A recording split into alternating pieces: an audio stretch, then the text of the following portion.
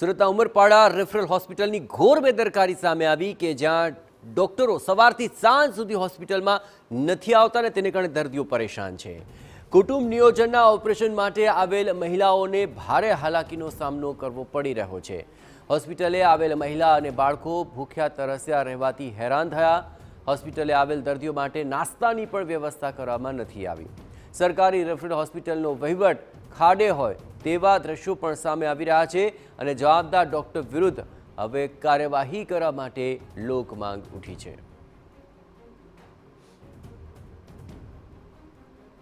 Referral હોસ્પિટલમાં કુટુંબ નિયોજનનું માટે આખા તાલુકામાંથી બહેનો નાના છોકરાઓ બધા સવારે 8 વાગ્યાના આવ્યા હતા અને સાંજે 6 વાગ્યા સુધી ડૉક્ટર ત્યાં હાજર નહોતો અને આ બધા આદિવાસી બહેનો ભાઈઓ દાદીઓ બધા હતા અને તે સાવ ગરીબ લોકો અને મારે તો એવું કહેવું છે કે જે આ લોકો આવ્યો તેમને પાણીની નાસ્તાની ચાની કોઈ સુવિધા નહીં, બીજી પણ કોઈ સુવિધા નહીં હતી અને ત્યાંના હેલ્થ ઓફિસર પણ હાજર નહોતા।